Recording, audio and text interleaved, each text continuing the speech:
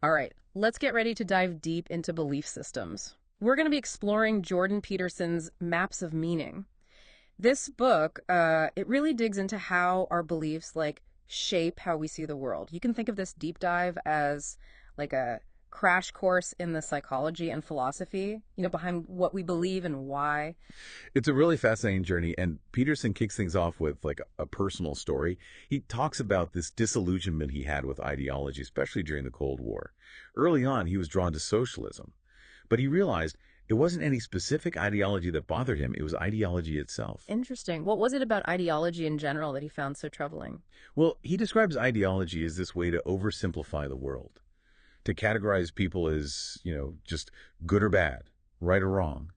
It lets us kind of ignore the complexities of human nature, even our own capacity for, darkness. So it's like putting on blinders, only seeing what fits into your chosen worldview. Exactly. And Peterson really drives this point home with a story. It's a chilling anecdote about him encountering a murderer in a prison yard. This experience really shook him. It forced him to face the reality of human evil, especially when it comes to belief. It sparked this quest to understand how people can commit horrific acts, often in the name of some ideology. That must have been unsettling, to say the least. It makes you wonder about that line between strong beliefs and, dangerous fanaticism. It's a tough question for sure, and it's one that Peterson wrestles with throughout Maps of Meaning. This event, along with, trying to make sense of the Cold War and the threat of nuclear annihilation, it led him to explore dreams, psychology, and the work of Freud and Jung. So he was looking for answers in the inner world, in the unconscious. Did he find what he was looking for? Well, he turned to Freud first, but he found that Freud's ideas about dreams, dreams as wish fulfillment, didn't really resonate. He was more drawn to Jung's exploration of things like myth and religion, especially to help him understand his own dreams, which were intensely disturbing. So it sounds like this crisis of belief led him to develop a unique perspective on how we understand the world. Yeah, and he introduces this idea of the world as a forum for action, which is different from that more scientific view of the world as just a collection of objects. What's the difference? I think most people don't really think about their worldview in those terms. Right, so Peterson is basically saying that the scientific lens, while valuable, it doesn't capture the whole picture of human experience. Understanding the world objectively is important, but we also live in this world of value, where our emotions, narratives, and myths all come into play. So it's not just about knowing the facts, but understanding how we feel about those facts and the stories we create around them. Exactly. Our actions are driven by what matters to us, by our values, which are often shaped by the stories and myths we get from our culture. Think about it. What are some of the stories that have shaped your own worldview? That's a good question.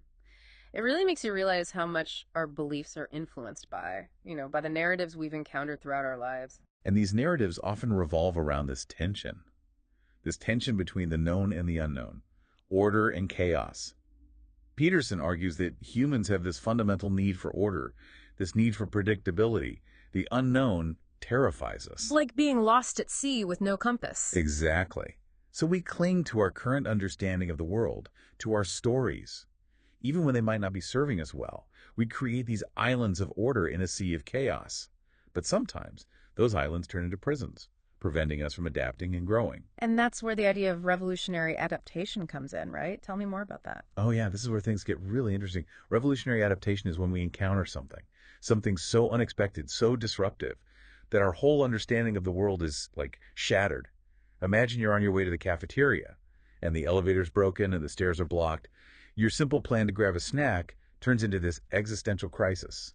I can relate to that feeling of being thrown off course, but how does that relate to this bigger idea of revolutionary adaptation? Well, it's a perfect microcosm. You go from this normal novelty, where you can easily adjust your plan, to revolutionary novelty, where your whole framework for understanding the situation, it's invalidated.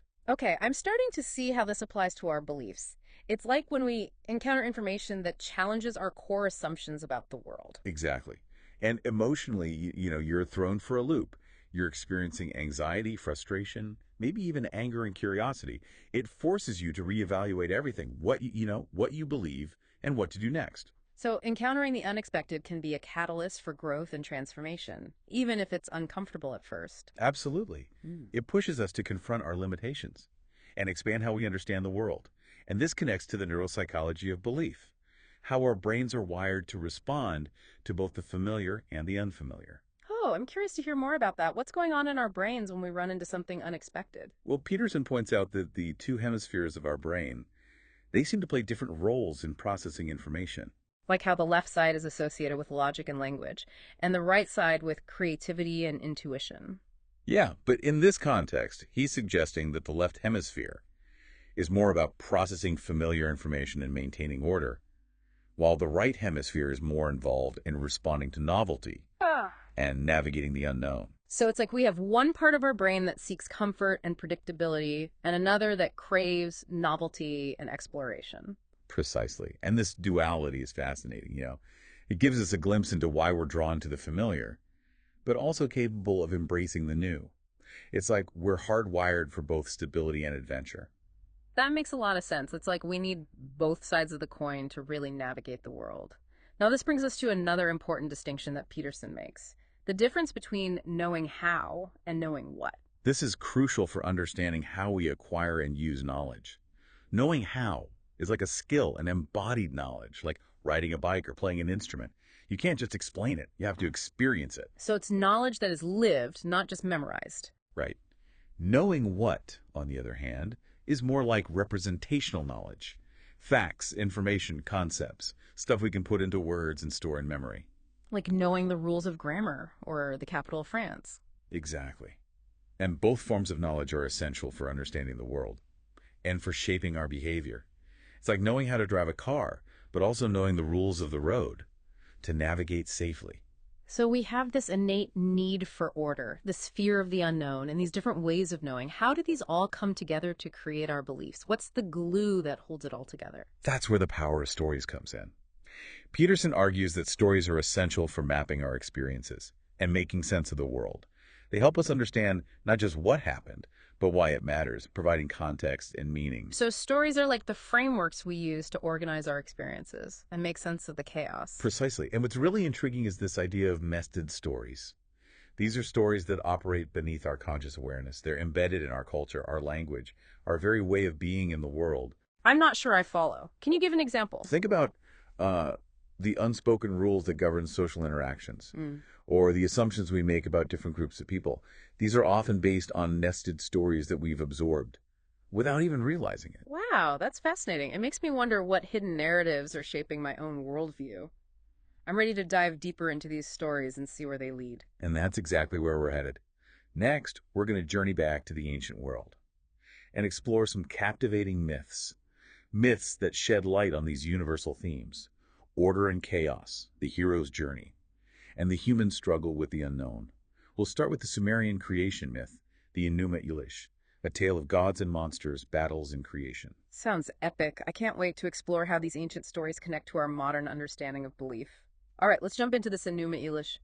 I'm ready for this epic tale of gods and monsters. What can this ancient myth tell us about, like how people have tried to understand the world? Well, the Enuma Elish starts with this picture of a primordial sea. It's personified by this goddess, Tiamat. She represents chaos, the formless void that existed before creation. So we're talking about the ultimate unknown, the raw potential that everything comes from. Exactly. And then you have Marduk, this heroic god. He's armed with a bow, a club, and lightning. He embodies the forces of order, wielding these tools of civilization to conquer Tiamat, the chaotic forces. It's that classic battle between order and chaos, right? Played out on this massive cosmic scale. Yeah, and it's a powerful metaphor for that human drive to impose order on a world that often feels chaotic and unpredictable. Think about it. We build cities, we create laws, we develop these systems of knowledge, all to try and make sense of the world and create some stability. So Marduk's victory in this battle, does that represent like a triumph of human will over those forces of chaos? In a way, yeah. But what's really interesting is Marduk uses Tiamat's dismembered body to create the heavens and the earth. It's this powerful image of creation coming from chaos. Oh, wow. It suggests that even in chaos, there's potential for order and beauty to come out. And this act establishes Marduk as, like, the top god, the ruler of the cosmos, bringing structure and predictability to the world. He embodies that desire for a stable, meaningful existence. But how does this ancient story connect to how we understand belief systems today? Is it just a cool story, or is there something deeper here? Well, it highlights this fundamental need we have to understand our origins, how the world came to be. These creation myths, passed down for generations, they become the foundation for a culture's beliefs and values. They offer a framework for understanding our place in the cosmos, the forces at play, and the whole purpose of human existence. So even though we might not literally believe in Marduk and Tiamat anymore, these myths still speak to something deep inside us, this need to make sense of the world and find our place in it. Absolutely. And it's important to remember that this order versus chaos thing, it isn't just in Sumerian myths. It's reflected in other ancient myths too, like the Egyptian story of Osiris and Horus. Remind me about that one. It's been a while since my ancient history class. Okay, so Osiris is this god of order and civilization. He's murdered by his brother, Seth, who represents chaos and violence.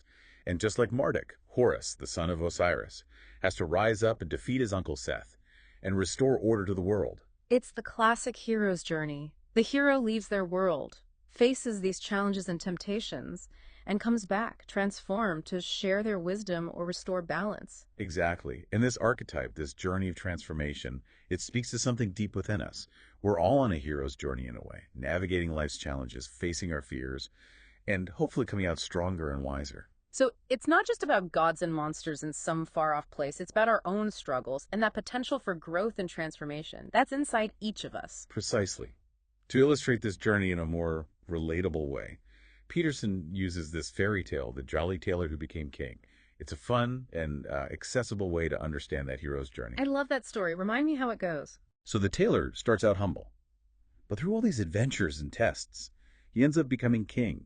He leaves his normal life, faces trials, and eventually comes back, changed by his experiences, to take his rightful place.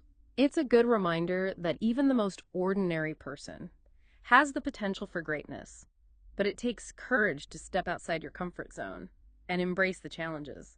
And that's where the concept of the tyrannical father comes in.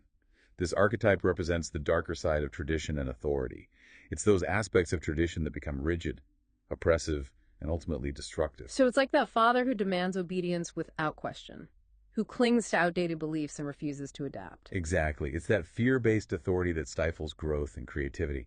And this archetype can help us understand our own experiences, with authority figures, with societal norms, and with the potential for rebellion against those structures when they become oppressive. Have you ever felt that pull to rebel against a system that felt restrictive or unjust? Oh, absolutely. I think most people have experienced that tension between respecting tradition and challenging the status quo, especially when traditions no longer serve us. It's a delicate balance. We need to honor the wisdom of the past, but also be willing to question and adapt to meet the challenges of the present. It makes you think about how to navigate that tension in our own lives, finding a way to honor the past, but also embrace the future. But this whole exploration of the hero's journey and the tyrannical father, it leads us to a pretty dark topic, the human capacity for evil. Peterson doesn't shy away from this, does he? No, he doesn't. He uses examples from history, like the Holocaust and the Gulag, to illustrate this dark side of human nature. He argues that this adversarial tendency, this capacity for evil, it comes from voluntary rejection of meaning and hope. So it's not just about individual bad actors, but a deeper societal or even spiritual crisis. It's complicated, but Peterson suggests that when people lose faith in meaning and purpose, they become susceptible to, nihilistic despair, resentment, hatred, and ultimately destructive behavior. It's a sobering thought. We want to believe in the inherent goodness of humanity, but history shows us that even ordinary people are capable of terrible things. And that's why Peterson emphasizes truth and self-knowledge as antidotes to this descent into darkness. He draws on Solzhenitsyn, who argued that confronting your own flaws and taking responsibility for your actions is crucial for moral growth. It's about acknowledging our own capacity for darkness, rather than projecting it onto others. That takes courage, to look inward and see your own shadows. It's so much easier to blame other people. But Peterson seems to be saying that real growth, it comes from confronting those uncomfortable truths about ourselves. Exactly. And that's where the story of Moses comes in. Peterson highlights his role as a leader, who brings order and moral guidance to his people. He receives the Ten Commandments from God, which represent the emergence of abstract moral principles from that more implicit knowledge that's embedded in tradition. So it's a shift from a more tribal, instinctual morality to a more universal and codified set of ethical principles. Yes, it's a significant moment in human history. This transition from a more tribal, tradition-bound morality to a more universal, abstract set of moral principles. Just think about how these principles continue to shape our legal and ethical systems even today. It's amazing how these ancient stories are still so relevant to us. Speaking of stories, Peterson also brings in Dostoevsky's The Grand Inquisitor. What's the connection there? This story presents this fascinating philosophical dilemma. We see this confrontation between Christ and Grand Inquisitor, who argues that most people can't handle the burden of freedom. He believes people prefer the security of dogma and authority, even if it means giving up their freedom. That's a thought-provoking idea. Are we really willing to trade our freedom for security? Is that a bargain we'd make? It raises questions about the nature of freedom, the role of faith, and that tension between individual autonomy and societal order. It makes you think about the choices we make in our lives and as a society. I'm curious, where do we go from here in our exploration of maps of meaning? Well, after dealing with these concepts of good and evil, freedom and responsibility, Peterson brings in the ideas of alchemy. He uses this ancient practice as a metaphor for personal and spiritual growth. Alchemy, like turning lead into gold. Yes, and while that might sound crazy, the alchemists believed they were helping nature achieve its ideal state. They were obsessed with transformation, with trying to perfect themselves and the world. Sounds like they were early pioneers of personal development, but how does this relate to belief systems? Well, this pursuit of transformation led them to explore the unconscious, to confront what Jung called the shadow, those parts of ourselves we often deny or repress. So it's about facing those darker, hidden parts of ourselves and integrating them into our conscious personality. Exactly. And Peterson uses a very specific alchemical process as a metaphor for this, the confrontation of the king with the aqua permanens. Now, this might sound a bit mystical. I'm intrigued. Tell me more about this aqua permanens. What's it represent? Think of it as this disruptive force that shakes up our rigid beliefs and makes us confront those aspects of ourselves we've been hiding. It's like a sudden change in your career, a major loss or a personal crisis that makes you reevaluate everything you thought you knew about yourself. I see how those experiences can be tough, but also potentially transformative. It's like the aqua permanens breaks down our old structures and allows for something new to emerge. Precisely. And this idea of self-discovery, it's further explored through excerpts from the Gospel of Thomas. This early Christian text emphasizes self-knowledge as the key to finding the kingdom of heaven. What does that mean? Where is this kingdom of heaven? The Gospel of Thomas says, the kingdom is inside of you and it's outside of you. It's a beautiful and mysterious message. It suggests that the answers we're looking for aren't out there in the world, but within ourselves. But how do we access this inner kingdom? That's a question Peterson explores. Through the concept of interest as a guide to the unknown, he argues that our genuine interests, that spark of curiosity and fascination, are the forces that pull us toward new experiences, new ideas, new possibilities for growth. So it's about following our curiosity, even if it takes us to unexpected places. Exactly. By pursuing our interests, we embark on this journey of self-discovery and open ourselves up to the possibility of transformation. This reminds me of something we talked about before, the importance of embracing those moments of revolutionary novelty, those disruptions that make us reevaluate our beliefs and understand the world better. It seems like these ideas are all connected. They are. And as we continue to explore maps of meaning, we'll see how these seemingly different concepts, myths, psychology, philosophy, even alchemy, all weave together to give us insights into the human condition. I'm excited to see how it all comes together. I'm sensing a powerful message here about how we can use these ideas in our own lives to find a deeper sense of meaning and purpose. We've covered a lot in our exploration of maps of meaning, from ancient myths to psychology, philosophy, even alchemy. What's the big takeaway? How do all these ideas connect back to belief? I think what's really fascinating about Peterson's approach is that he sees these stories, these archetypes, as more than just, ancient tales. He sees them as maps of meaning, like roadmaps for navigating life and understanding what it means to be human. It's like those myths are tapping into something timeless, right? Those universal human experiences. Yeah, like confronting the unknown, grappling with good and evil, searching for meaning in a world that often feels, chaotic and absurd. Exactly. And while the world's changed a lot since those stories were first told, the underlying human condition, the challenges we face, the questions we ask, those haven't really changed all that much. Right. We still crave order and security, yet we're also drawn to chaos and the unknown. It's like these opposing forces are always at play, That's the paradox, isn't it? That's why understanding these stories, these archetypes, can be so valuable for navigating our own lives.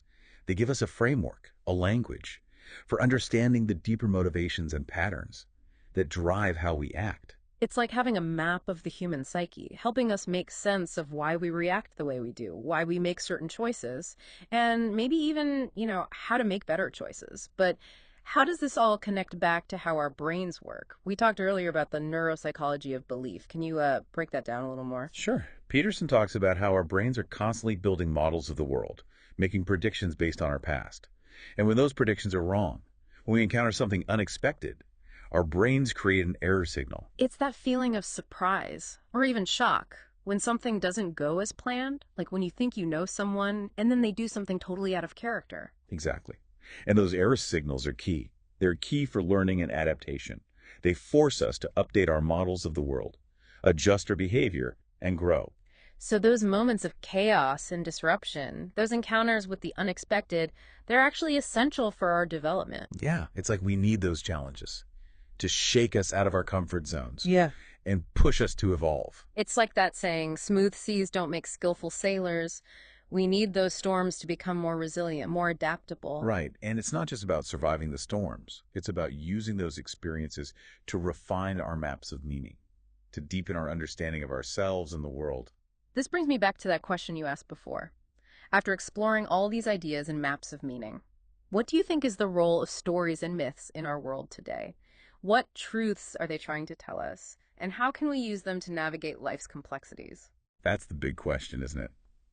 I think these stories offer us more than just entertainment. They offer us wisdom, insights into what it means to be human, and maybe even a path toward a more meaningful life. They give us a way to talk about the things that really matter: love, loss, purpose, the search for meaning in a world that can feel meaningless. It's like they're tapping into a collective wisdom that goes beyond time and culture. These stories have been passed down for generations because they speak to something essential about being human. And while those ancient myths might seem distant from our world today, the truths they reveal about us, our struggles and our hopes, they're just as relevant now as they were thousands of years ago. So as we wrap up this deep dive into maps of meaning, what's the one thing you want our listeners to take away? I hope you'll be inspired to keep exploring, keep questioning, and keep listening to those ancient whispers.